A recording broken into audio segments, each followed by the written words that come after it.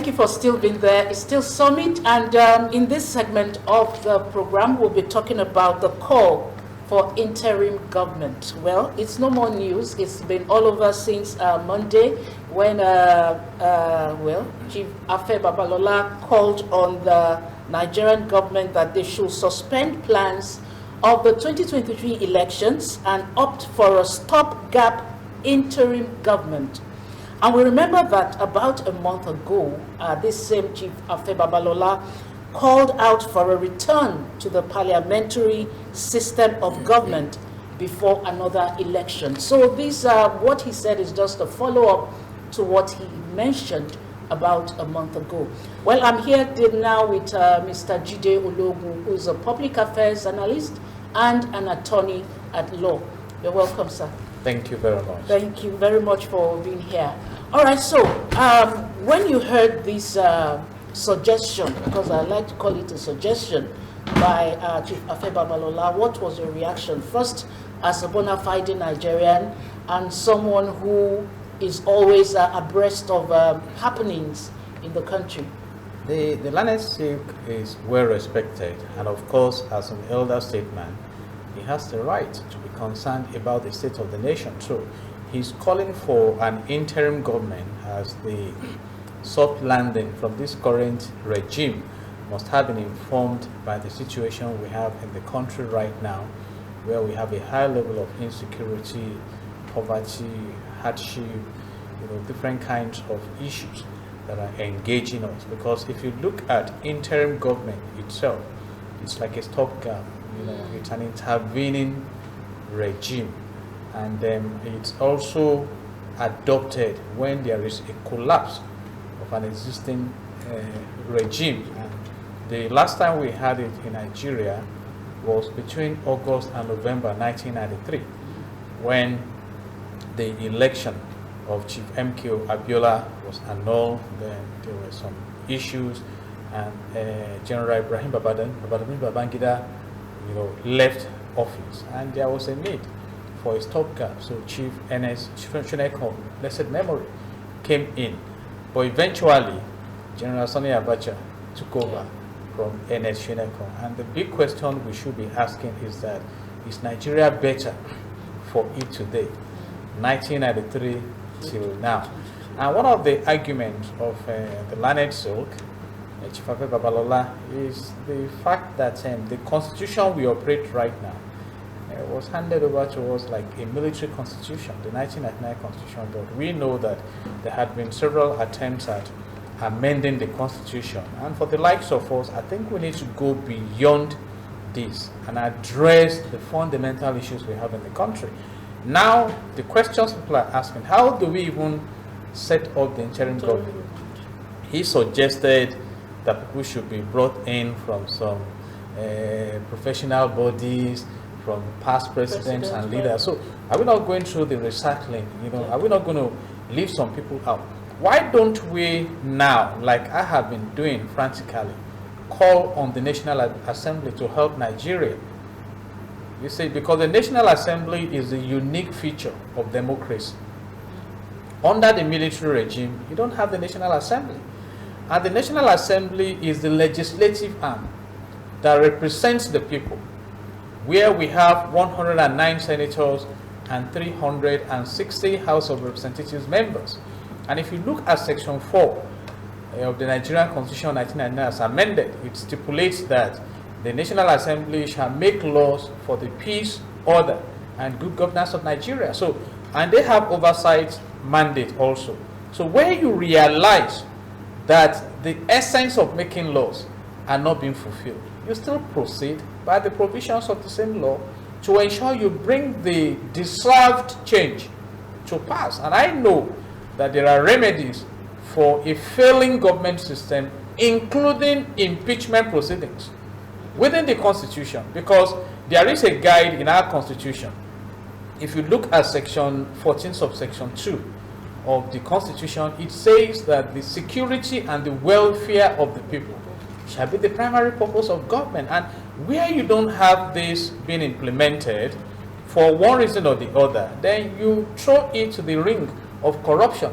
Section 15, subsection 5 of the same constitution says that the state shall abolish corrupt practices and abuse of office. So there are provisions in the same constitution that can help those who are representing us to put this nation in the direction of development and prosperity. But with the National Assembly that we have now, do you envisage or do you see them being able to bridge this gap that you're talking about?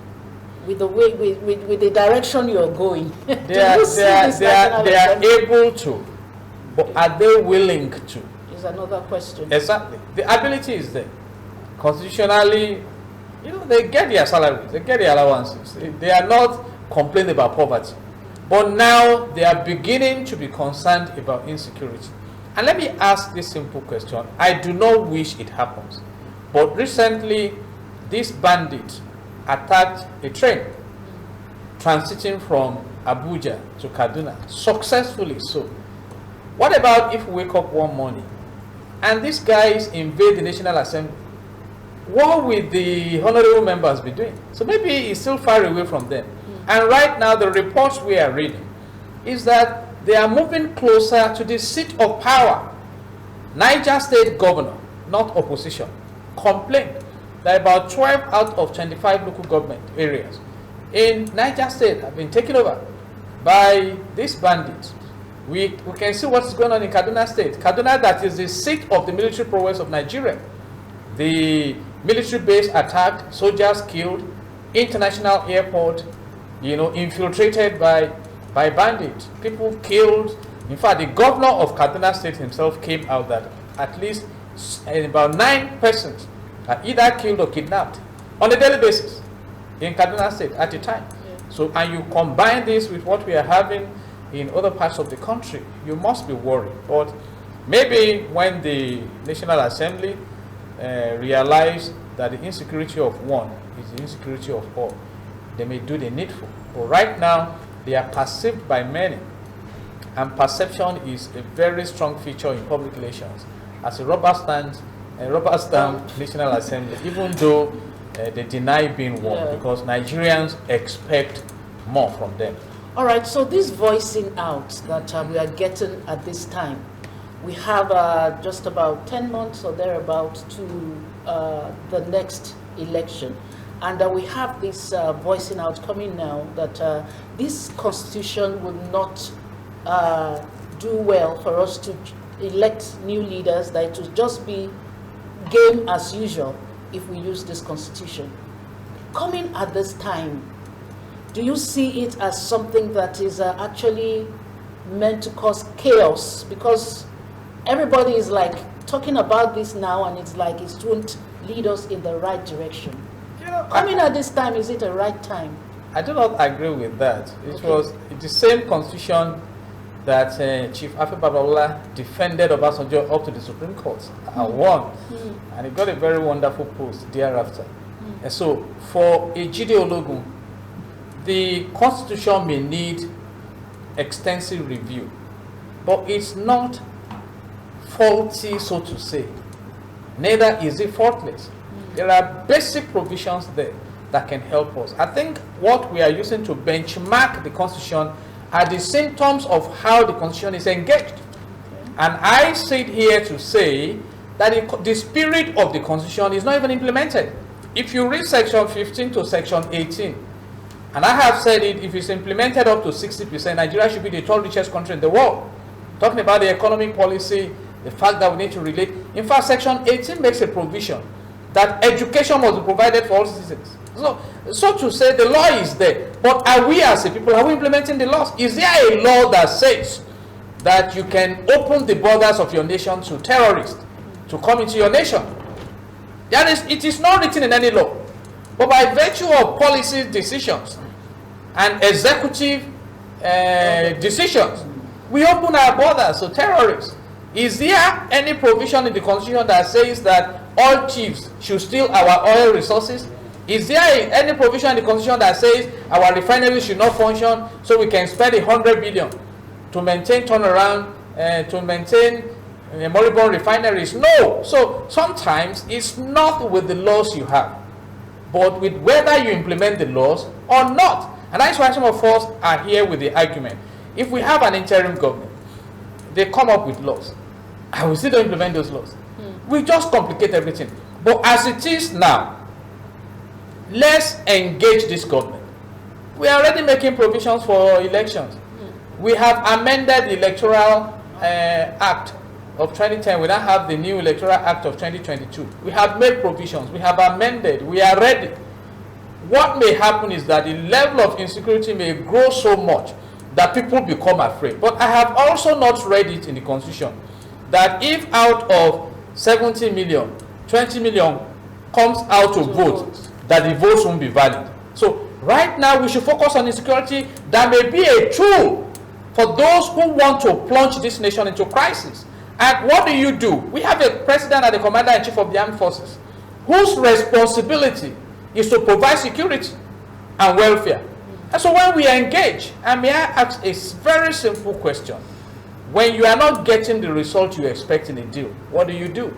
Change strategy. You change strategy, and strategy is a long-term plan for success.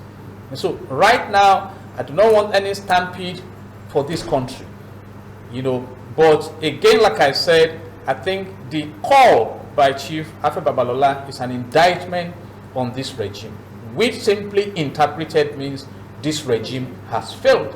And there are others who are beginning to say that. We were calling on them to commend them, but some were comfortable by not commenting. Now we have them in all quarters, kings and everybody commenting, because what we have going on in this country must concern those who love this nation. So here we are now. We hope that a more comprehensive and concrete approach will be engaged than the interim suggestion. He also said that the National Assembly should be on a part-time basis. Yeah. He made some valid points that can still be implemented.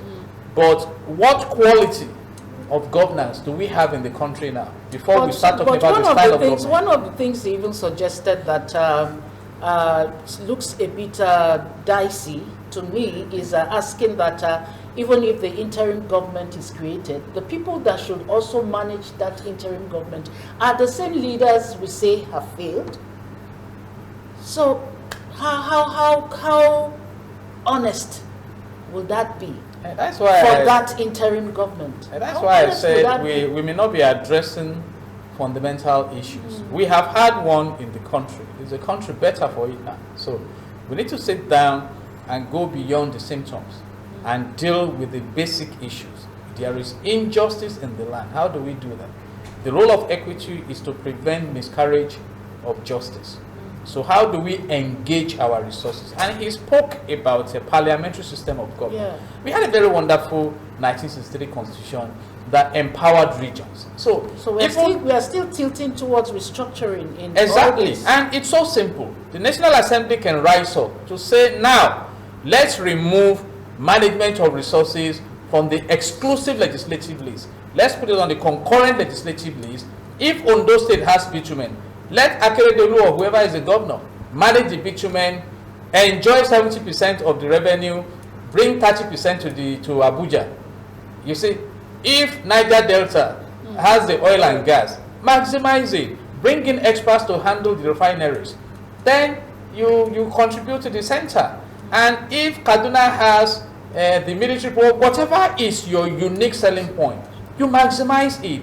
Then we all enjoy together using the Commonwealth for the common good. And that will deal with the sense of injustice and marginalization. But a situation where you have gold deposit in Zamfara, for example, that can earn us about $2 billion annually, and some are stealing it, flying it out with private jets, smuggling it, because it's the federal government that can make pronouncement. You have enough iron ore in this country to be the steel giant of the world. So what is happening? So when you devolve the powers to the state, for instance, now if we have state police, we should be able to deal with insecurity. So those are the issues. All right. So in summary, what you are saying is that that call for interim government is not what we need now. Some may think it's what we need, no, but for me, it's not what we need. We need fundamental transformation onto good governance. Onto good governance. It's not about the system of government you run, but the sincerity of purpose. All right. Thank you so much, sir, for sharing your thought with us on that topic. I mean, we Thank congratulate Governor Rajide. Oh, yeah, so yeah, you can go ahead and congratulate him. Second term endorsement. Ticket, and yeah. we wish him the best, and that he will at the polls, and that he will really deliver more on good governance, because Nigerians are yearning for good governance now. Thank you so much, sir. Oh, well, that's our program today. We thank you for staying with us, and we know that you have been educated on Lagos State issues, and also on this second one we have discussed now, the call for interim government. Our guest said that's not what we need right now. My name is Jumoke Michaels. We'll see you again on Monday, and also to sign out for Banji Busari. We'll be here again on Monday for another edition of the program. Bye-bye.